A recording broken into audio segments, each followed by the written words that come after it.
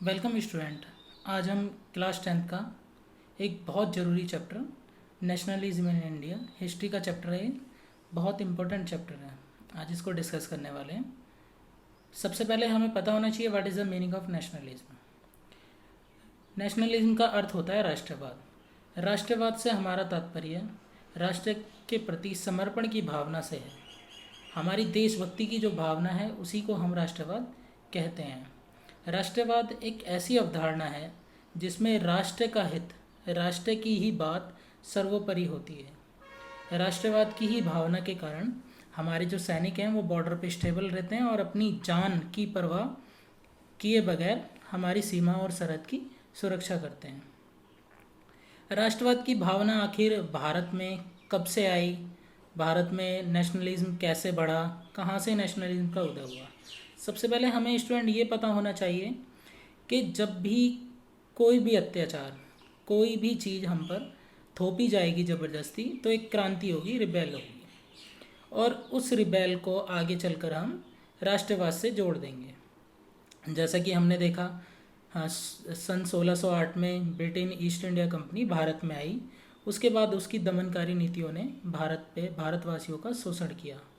शोषण करने के बाद 1857 की क्रांति हुई, द रिबेलिंग ऑफ 1857।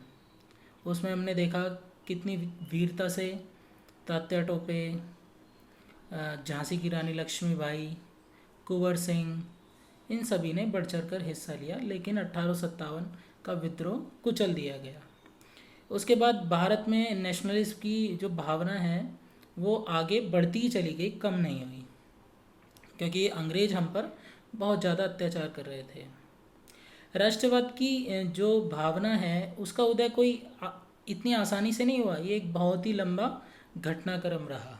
इस घटनाक्रम को हम 3 भागों में डिवाइड करते हैं। पहला होता है 1857 से 1905 का एरा, फिर होता है 1906 से 1915 का एरा, और उसके बाद होता है 1916 से 1947 का एरा।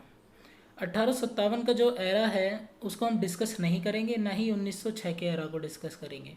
ये दोनों एरा हमने 8th क्लास में जब हमने नेशनल मूवमेंट पढ़ा था तब डिस्कस कर चुके थे। आज हम क्लास 10th के पॉइंट ऑफ व्यू से, एग्ज़ाम पॉइंट ऑफ व्यू से नेशनलिज्म इन इंडिया पढ़ेंगे। तो इसका जो थर्ड पार्ट है 1916 से 1947, इसी को हम आज इस चैप्टर में डिस्कस करने वाले हैं।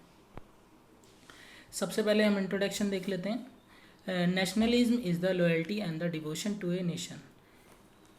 यानी मैंने आपको पहले ही बता दिया कि राष्ट्रवाद क्या होता है और राष्ट्रवाद किस तरह से आगे बढ़ता है, इसको आज हम डिस्कस करेंगे। इस चैप्टर में हम 1920 शुरू हम इस चैप्टर को 1916 से ही करेंगे, 1915 से ही करेंगे, फिर 1916, 17, 18, 1920 में मूवमेंट को जोड़ते हुए, खिलाफत मूवमेंट को जोड़ते हुए सारी चीज़ें आगे एक कहानी के रूप में आगे बढ़ाते जाएंगे। और इनके मतलब क्या क्या सोशल ग्रुप पे इफ़ेक्ट रहे, टाउन्स में इफ़ेक्ट क्या रहे, सिटी पे इफ़ेक्ट क्या रहे इन मूवमेंट्स के, और विलेज में क्या इफ़ेक्ट रहे, क्या इम्पैक्ट रहे, इन सब चीज़ों का डिस्कशन हम इस चैप्टर में, इस लेक्चर में करने वाले हैं। एक ये गांधी जी का वक्तव्य, between the two the nationalist and the imperialist there is no meeting ground. Nationalist मतलब राष्ट्रवाद, इम्पेरियलिस्ट मतलब साम्राज्यवाद।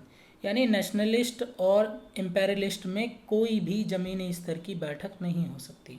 यानी जहाँ पर राष्ट्र की भावना की बात होगी वहाँ पर साम्राज्यवाद की भावना की बात नहीं होगी, और जहाँ पे साम्राज्यवाद की भावना की बात होगी वहाँ पे राष्ट्रवाद की बात नहीं होगी। ये दोनों एक दूसरे के अपोजिट चलते हैं। साम्राज्यवाद की नीति कहती है कि हमें अपने साम्राज्य का विस्तार करना चाहिए, और राष्ट्रवाद की नीति ये कहती है कि हमें अपने राष्ट्र का एक सूत्र में बांधकर उसकी रक्षा करनी चाहिए। तो दोनों सिद्धांत एक दूसरे के अपोजिट हैं। गांधी जी ऐसा मानते थे और ये विचार कहीं ना कहीं तक सही भी है। आगे देखते हैं, नेशनल मूवमेंट पर आते हैं। नेशनल मूवमेंट में सबसे पहले 1857 की जो रिबेलिंग थी उसके बाद एक सबसे बड़ा कदम जो उठा, इंडियन नेशनल कांग्रेस बनाई गई 1885 में by A K. Hume. A K. Hume और दादा भाई नौरोजी और बहुत सारे ओल्ड मैन थे जिनके द्वारा कांग्रेस का निर्माण किया गया। अब कांग्रेस जो है 1905 में जो है पार्टीशन होना शुरू हो गया। दो ग्रुप में बट गए। एक ग्रुप था रेडिकल ग्रुप और दूसरा था कंजर्वेटिव ग्रुप। जो कंजर्वेटिव ग्रुप था वो मानते थे कि आराम से मतलब प्रे करके ब्रिटिश गवर्नमेंट से, उनकी पार्लियामेंट से रिक्वेस्ट करके हमें फ्रीडम मिल सकता है। जो दूसरा जो ग्रुप था रेडिकल ग्रुप, वो 1907 में बन गया था लगभग, और 1907 में ये ग्रुप बहुत सक्रिय रहा। और इसको जो लीड कर रहे थे वो तिलक, गोखले और बिपिन कर रहे थे। तिलक बाल गंगाधर तिलक, गोखले गोपाल कृष्ण गोखले और विपिन विपिन चंद्र पाल। इसी ट्रायंगल लीडरशिप को नाम दिया गया बाल पाल लाल की तिगड़ी। इन्होंने बहुत अच्छे मतलब मोटिवेशनल स्पीचेस लिखी, न्यूज़पेपर निकाले और युवाओं को मोटिवेट किया नेशनलिज्म के लिए। तो ये एक तरह से वार्म टाइम रहा कांग्रेस के लिए भी और देश के लिए भी। उसके बाद तीसरी बड़ी जो घटना हुई वो हुई फर्स्ट वर्ल्ड वॉर, जो 1914 से लेकर 1918 में चला। देखिए, फर्स्ट वर्ल्ड वॉर में इंडिया पार्टिसिपेट नहीं कर रहा था, लेकिन ब्रिटिश रूल कर रही थी इंडिया पर, और ब्रिटेन ने पार्टिसिपेट किया वर्ल्ड वॉर में। तो अप्रत्यक्ष रूप से इंडिया को भी उन्होंने हिस्सा बना दिया। अब जब ब्रिटेन ने पार्टिसिपेट कर लिया है वर्ल्ड वॉर में, तो उन्होंने भारतीय की जो आर्मी थी, जैसे सिख रेजिमेंट है, गोरखा रेजिमेंट है, इनको ज़बरदस्ती डिपार्ट किया गया ब्रिटेन में और ब्रिटेन की तरफ से लड़ाई कराई गई। उसी दौरान फर्स्ट वर्ल्ड वॉर के दौरान ही एक महान शख्सियत भारत में वापस लौट कर आए और पूरी की पूरी क्रांति के केंद्र बिंदु में रहे, पूरा का पूरा नेशनल मूवमेंट की केंद्र बिंदु में रहे। उनका नाम था मोहनदास करमचंद गांधी, जिनको हम बापू या महात्मा गांधी जी के नाम से जानते हैं। 1915 से लेकर 1947 तक की जितनी भी क्रांति थी उसमें गांधी जी छाए रहे और बहुत सारे बड़े बड़े मूवमेंट गांधी जी ने इस दौरान किए। आज हम उन सभी मूवमेंट पर प्रकाश डालेंगे। सबसे पहले महात्मा गांधी 1915 में साउथ अफ्रीका से अपनी पढ़ाई पूरी करके इंडिया में आए। इंडिया में आने के बाद उन्होंने सबसे पहले अपना पॉलिटिकल मेंटर गोपाल कृष्ण गोखले को बनाया और उनकी सलाह पर उन्होंने भारत का भ्रमण किया। भारत की विज़िट करनी उन्होंने शुरू की। विज़िट करने के बाद पहले साउथ अफ्रीका में जो रेस और कलर के बेस पर डिस्क्रिमिनेशन होता था, उसको वो अपने एक मूवमेंट, सत्याग्रह मूवमेंट के द्वारा उसको वहाँ पे ख़त्म करा के आ चुके थे। तो उनकी प्रसिद्धि भारत में पहले से ही बहुत बड़े लेवल पर थी। अब भारत में उनका आगमन हुआ, भारत में वो आए, उन्होंने नए नए मूवमेंट चलाए। तो आज उनके मूवमेंट पर डिस्कस करते हैं। सबसे पहले उन्होंने एक मूवमेंट चलाया, बिहार एक जगह है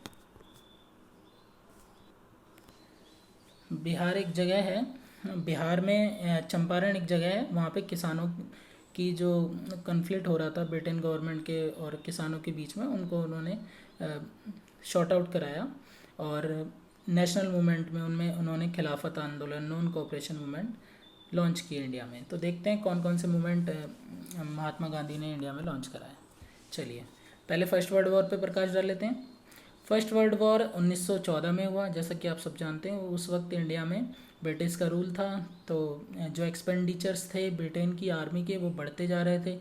तो इस कारण से उन्होंने इंडिया में बहुत सारे टैक्सेस को लॉन्च किया और ज़बरदस्ती बहुत बड़े लेवल पर टैक्सेस लगाए।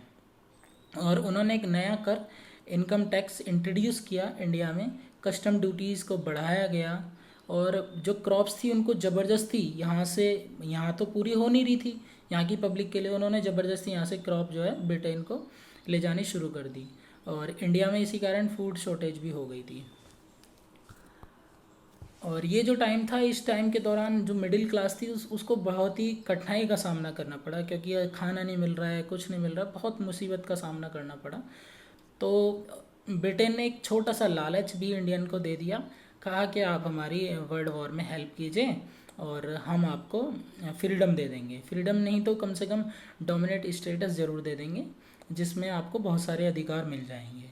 तो ऐसा महात्मा गांधी को लगा कि शायद ये वर्ल्ड वॉर के दौरान हम इनकी हेल्प करें तो शायद ये हमको फ्रीडम दे दें। महात्मा गांधी बहुत सीधे थे, तो उन्होंने इसलिए उनको यहाँ के जो आर्मी थी उनको मोटिवेट किया कि आप ब्रिटेन की तरफ से लड़िए। इस कारण उनको कुछ लोगों ने इंग्लिश सार्जेंट का भी नाम दिया। लेकिन आगे चल के उनको जब वर्ल्ड वॉर ख़त्म हो गया तो गांधी जी को लगा कि इन्होंने झूठ बोला है, उन्होंने अपनी मांग रखी लेकिन उन्होंने साफ मना कर दिया कि हम आपको कोई फ्रीडम नहीं देने वाले। तब से गांधी जी को उनके बुरे व्यवहार के बारे में, ब्रिटेन के बुरे व्यवहार के बारे में पता चल गया था और वो जागरूक हो गए थे। अब उन्होंने सोच लिया कि इनको मतलब मूवमेंट करने पड़ेंगे और तब जाके बड़े बड़े मूवमेंट करेंगे और इनको एग्जिट करेंगे इंडिया से, ये ठान चुके थे महात्मा गांधी।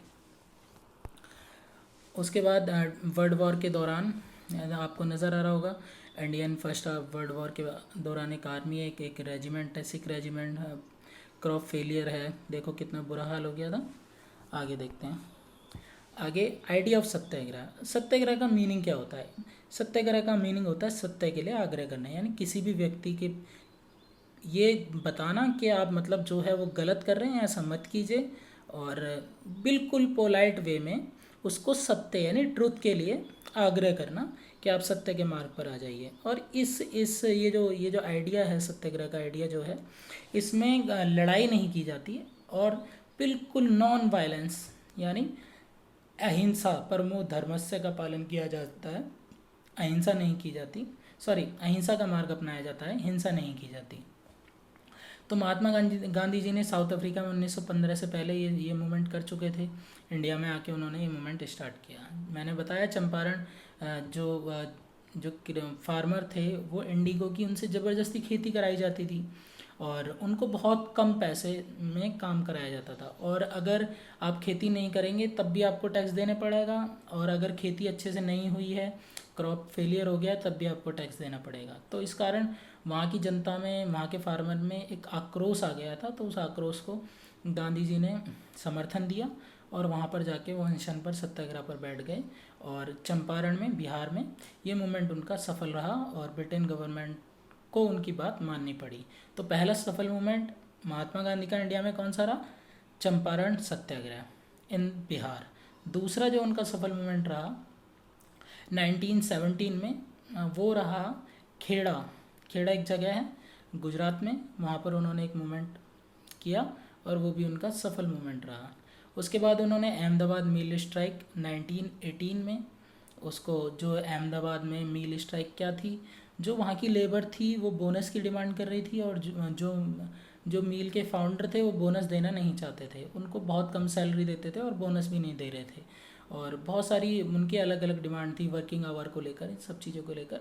तो वो स्ट्राइक पे चले गए। तो महात्मा गांधी ने लेबर वर्ग के लोगों का साथ दिया और उनको जाके लीड किया, और जो अहमदाबाद के मील ओनर्स हैं उन्होंने उनकी बात मान ली, और इस तरीके से लगातार back to back Mahatma Gandhi के मूवमेंट सफल रहे।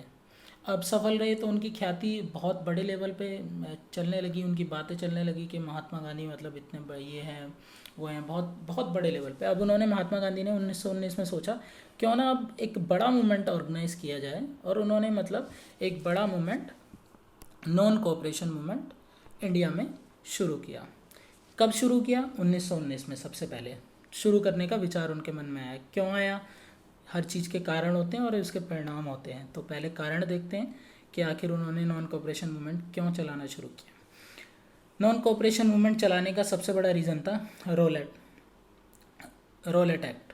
रोलर एक्ट जो था वो एक काला कानून, या जिसको हम ब्लैक लॉ भी कहते हैं, इस रोलर एक्ट के कारण ही किसी भी इंडियन को 2 साल के लिए प्रिजन में डाला जा सकता है बिना उस पर ट्रायल चलाए।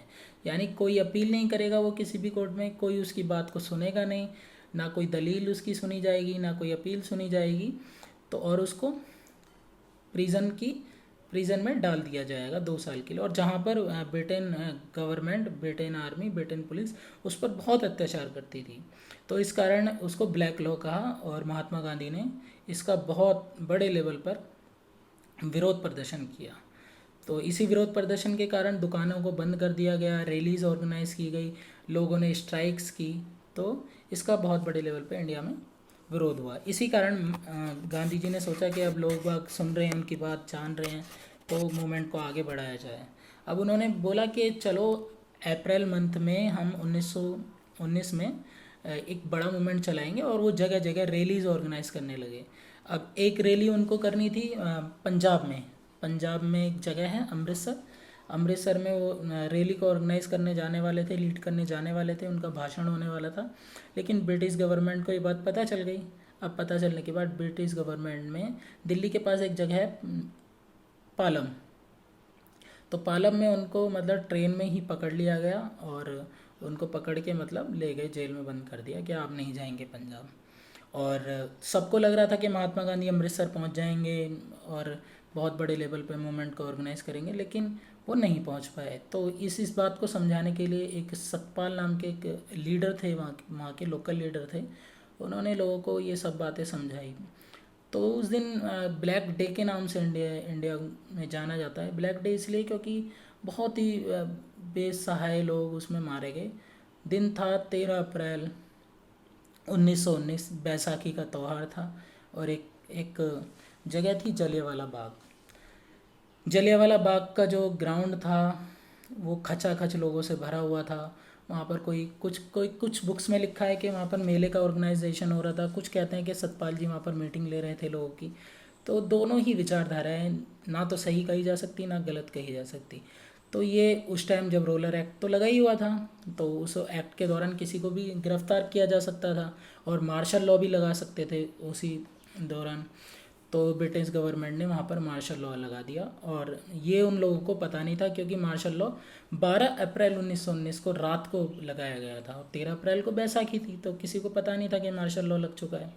तो जनरल डायर उसका कमांडेंट था, उसने क्या काम किया, उसको जैसी इन्फॉर्मेशन मिली कि ये त्यौहार मनाया जा रहा है या मीटिंग ऑर्गेनाइज हो रही है, उसने वहाँ पर जाके जो मेन एंट्रेंस थी वो एक ही थी, मेन एंट्रेंस पे जाके अपने सारे सोल्जर्स के साथ बहुत ज़्यादा शूटिंग का ऑर्डर दे दिया, और वहाँ पर बहुत सारे इंडियंस मारे गए, बेचारे बेसहाय लोग वहाँ पर उसमें मारे गए, बहुत बड़ी ह्यूज ऑफ क्राउड्स मारे गए वहाँ पे। कहते हैं 100, जो ब्रिटेन की रिपोर्ट थी उसके अकॉर्डिंग तो 258 लोग वहाँ पर मारे गए, लेकिन जो इंडियन नेशनल कांग्रेस की रिपोर्ट थी उसके हिसाब से करीबन 2 से 3 हज़ार लोग वहाँ पर मारे गए थे। लेकिन इस रिपोर्ट पे ट्रस्ट नहीं किया जा सकता, ब्रिटेन वाली पे। तो इस तरीके से ये एक काला दिन इंडिया में बना, और मतलब एक त्यौहार के दिन बहुत सारे लोग मारे गए। तो इस तरीके से जो गांधी जी थे उनको बहुत हर्ट हुई ये वाली बात, और उन्होंने बोला कि अब तो कुछ ना कुछ करना पड़ेगा। और उन्होंने, ये आपको डायग्राम दिख रहा होगा जनरल डायर का, और किस तरीके से उन्होंने क्या क्या किया, गोलियों के निशान आपको दिख रहे होंगे, इस तरीके का वो बाग था। अब देखते हैं non cooperation movement. Gandhi ji wrote a book in Hind Swaraj, 1905 में उन्होंने एक किताब लिखी थी हिंद स्वराज। उसमें उन्होंने ये नॉन कोऑपरेशन मूवमेंट के बारे में लिखा था कि लोग अगर कोऑपरेट करना बंद कर देंगे तो क्या क्या होना, क्या क्या। तो महात्मा गांधी ने उस किताब में नॉन कोऑपरेशन मूवमेंट का जिक्र किया था, जिसके अकॉर्डिंग क्या होता है कि कोई हमें तब तक नहीं तोड़ सकता जब तक हम उसका कोऑपरेट कर रहे हैं। तो हम अगर उसको कोऑपरेट करना बंद कर दें तो उसके पैर खुद ब खुद उखड़ जाएंगे, ऐसा गांधी जी का मानना था। सपोज़ करो कि क्या कहते हैं, हम इंग्लिश चीज़ों का यूज़ करना बंद कर दें, तो उन्होंने उस टाइम यही चीज़ लॉन्च की। तो गांधी जी ने ये मूवमेंट चलाया बड़े लेवल पर, और इस मूवमेंट को चलाने के लिए उन्होंने हिंदू मुस्लिम की एकता को भी साथ में रखा। उस एकता को साथ रखने के लिए एक मूवमेंट है खिलाफत मूवमेंट, उन्होंने उसको भी नॉन कोऑपरेशन मूवमेंट में ही जोड़ दिया। अब खिलाफत मूवमेंट क्या थे, टर्की एक जगह है, टर्की के खलीफा हुआ करते थे। खलीफा एक ऐसा पद था जो राजा की तरह होता था, और वो मतलब लॉ मेकिंग बॉडी थी उस वक्त। तो वहाँ पे भी उपनिवेश था ब्रिटेन का, तो उन्होंने वहाँ पे खलीफा के जितने भी राइट्स थे वो ख़त्म कर दिए थे, खलीफा के सारे अधिकार ख़त्म कर दिए थे। तो वर्ल्ड लेवल पर एक खलीफा बहुत बड़ा पद हुआ करता था, क्योंकि इसको इस्लाम धर्म में बहुत मान्यता मिली हुई है। तो मुस्लिमों के बीच बहुत द्वेष की भावना आ गई, तो वर्ल्ड लेवल पर एक खिलाफत आंदोलन, खिलाफत मूवमेंट चलाया गया। उस खिलाफत मूवमेंट को इंडिया में जो ऑर्गेनाइज कर रहे थे वो अली ब्रदर्स कर रहे थे, मोहम्मद अली और शौकत अली। तो मोहम्मद अली और शौकत अली ने इनवाइट किया महात्मा गांधी को, क्या आप इस मूवमेंट को भी हमारे साथ चलाइए। तो हिंदू मुस्लिम मूवमेंट को एक साथ जोड़ने के लिए महात्मा गांधी ने खिलाफत मूवमेंट लॉन्च कर दिया इंडिया में। तो लॉन्च किसने किया इंडिया में, इनवाइट किसने किया, मोहम्मद अली, अली ब्रदर्स ने।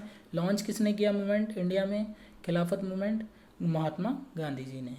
तो अब दोनों मूवमेंट एक साथ चल रहे हैं, नॉन कोऑपरेशन मूवमेंट भी और खिलाफत मूवमेंट भी, ठीक है। ये देखिए उनकी किताब है हिंद स्वराज, ये ओरिजिनल की फ़ोटो है। अब देखते हैं मूवमेंट के क्या क्या इम्पैक्ट रहे, अलग अलग जगहों पर क्या क्या मतलब मूवमेंट में हुआ, क्या क्या नहीं हुआ। नॉन कोऑपरेशन मूवमेंट या Khilafat movement launch by Mahatma Gandhi, invited by Mohammad Ali और शौकत अली। कब लॉन्च हुआ था? लॉन्च जनवरी 1920। बी स्टार्ट मतलब कब से प्लानिंग हो रही थी? 1919 से, और लॉन्च अब जाके कब हुआ पूरा? 1920 में। मैनी ग्रुप्स पार्टिसिपेटेड, इसमें अलग अलग ग्रुपों ने पार्टिसिपेट किया, है ना। और इसमें नॉन कोऑपरेशन मूवमेंट में स्वराज की मांग, स्वराज क्या? फ्रीडम की मांग को ऊपर रखा गया। अब देखते हैं टाउन्स में या सिटी एरिया में क्या इम्पैक्ट हुआ इसका। जो स्टूडेंट थे उन्होंने बाइकआउट कर दिया गवर्नमेंट स्कूल का, यूनिवर्सिटीज़ का। हेडमास्टर और टीचर्स ने रिज़ाइन दे दिए। जो लॉयर्स थे उन्होंने अपनी लीगल प्रैक्टिस को स्टॉप कर दिया, बाइकआउट कर दिया कोर्ट से, जुडिशरी सिस्टम से, है ना। और जो उनके गुड्स और प्रोडक्ट और क्लोथ्स से, उनसे भी बाइकआउट कर दिया गया, जो ब्रिटेन से आ रहे थे इंडिया में, जो कम दामों में मिलते थे। तो अब क्या हुआ, उन्होंने जो उनके जो क्लोथ्स से, टेरिकोट क्लोथ्स या और मैनचेस्टर क्लोथ्स से, उनको जलाना शुरू कर दिया इस मूवमेंट के दौरान। तो इस तरीके से उन्होंने उनको कोऑपरेट करना बंद कर दिया, इसलिए इसका नाम नॉन कोऑपरेशन मूवमेंट रखा गया। और अब इसका फेलियर क्यों हुआ, इस मूवमेंट का टाउन्स एरिया में इसका फेलियर क्यों हुआ? ये तो कारण हमने देख लिए, इम्पैक्ट भी देख लिए, अब इसका प्रभाव क्या हुआ? प्रभाव क्या हुआ, लोग इस मूवमेंट से जुड़े, सबने सारी चीज़ें की, लेकिन पैसे की कमी हो गई, है ना। किसी भी क्रांति को चलाने के लिए मनी चाहिए, रिसोर्सेज चाहिए। तो इंडिया में इन सब चीज़ों का लैकुना था, रिसोर्सेज का लैकुना था, बहुत कम रिसोर्सेज थे हमारे पास, है ना। और ऑप्शन नहीं थे। जो मैनचेस्टर क्लॉथ था वो बहुत सस्ता था, हमने बाइकआउट तो कर दिया मैनचेस्टर क्लॉथ्स का, जो फॉरेन से क्लोथ्स आ रहे थे सस्ते दामों पर, बाइकआउट तो कर दिया। लेकिन कुछ टाइम बाद हमने दोबारा से वो कपड़े अपनाने पड़े। वो इसलिए अपनाने पड़े क्योंकि जो खादी होती थी वो बहुत एक्सपेंसिव थी, या कॉटन जो थी इंडिया की वो बहुत एक्सपेंसिव थी, क्योंकि हमारे पास मील नहीं थी तब। तो हम ट्रेडिशनल वे से क्लोथ्स को बनाते थे, हैंडमेड होते थे, प्रोडक्शन कम होती थी, तो वो बहुत एक्सपेंसिव होती थी। दूसरा एक बड़ा रीज़न था lake of the Indian institution, जो मेडिकल इंस्टीट्यूशन है, कोर्ट इंस्टीट्यूशन है, एजुकेशन इंस्टीट्यूशन है, ये सब भारत में बहुत कम थे, जो हम अपने दम पर चला रहे थे, सारे के सारे ब्रिटेन के दम पर ही चल रहे थे। तो इस कारण लोगों को ना शिक्षा मिल रही थी, ना रोज़गार, ना अच्छी चीज़ें।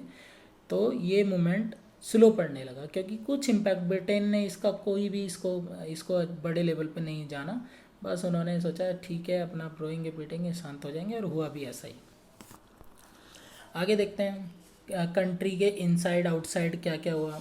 आउटसाइडर का मतलब है जो सिटी से आउटसाइड एरिया है, यानी रूरल एरियाज़ में क्या हुआ, जो प्लेसेंट थे, जो बेगार मजदूर थे, बेगार होते हैं मतलब लैंडलॉर्ड्स जो है अपनी खेत को उन्हें दे देते हैं और उनसे बिना पैसों के काम कराते हैं, सिर्फ एक वक्त के खाने के लिए, एक वक्त के भोजन के लिए।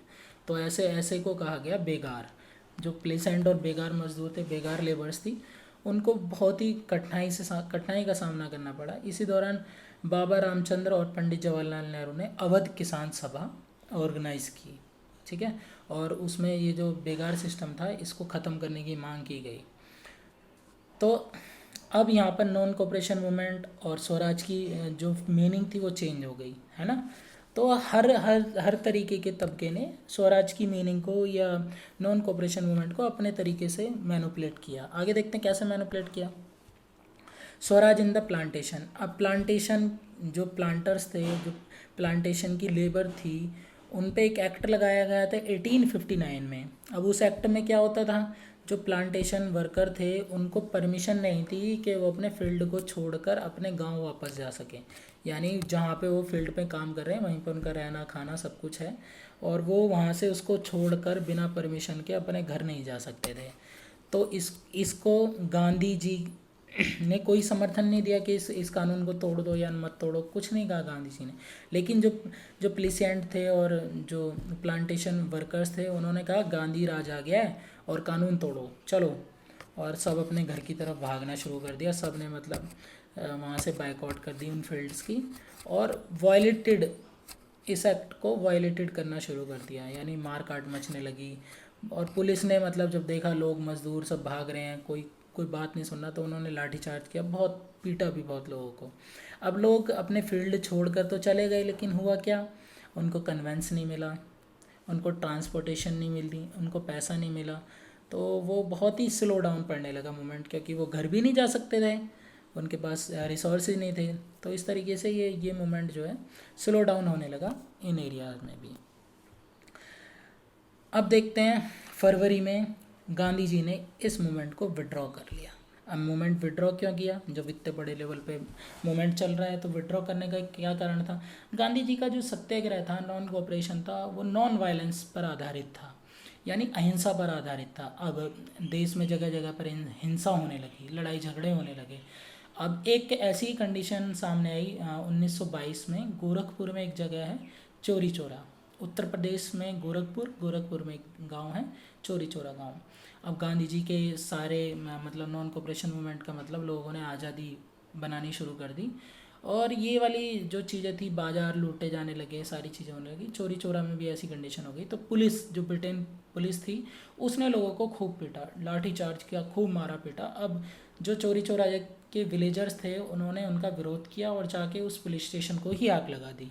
अब पुलिस स्टेशन को आग लगा दी, बेकसूर पुलिस वाले, जो कुछ इंडिया के भी थे, क्योंकि जो ब्रिटेन के लोग थे वो इंडियन को भी अपने साथ इंगेज कर लेते थे, तो वो बहुत सारे लोग उसमें उस पुलिस स्टेशन में मारे गए, बहुत सारे मतलब पुलिसमैन उस पुलिस स्टेशन में मारे गए। तो इस घटना के बाद गांधी जी को लगा कि वायलेंट हो गया है मूवमेंट, और मतलब ये अहिंसा तो ख़त्म हो गई है, हिंसा चारों तरफ मची हुई है। तो गांधी जी ने बहुत आघात हुए, हर्ट हुए गांधी जी, और उन्होंने फरवरी 1922 में अपना मूवमेंट वापस ले लिया, और इस तरीके से नॉन कोऑपरेशन मूवमेंट भारत में समाप्त हो गया। अगले चैप्टर में हम गांधी जी के 1922 के बाद की कंडीशन देखेंगे, साइमन कमीशन को देखेंगे, और भी बहुत सारे पॉइंट हैं उनको डिस्कस करेंगे। आज के लिए इतना ही काफ़ी है। अगले लेक्चर में नॉन कोऑपरेशन मूवमेंट से आगे कंटिन्यू करेंगे, कहानी अभी और बाकी है। ठीक है, thank you class, thank you student, take care, stay home.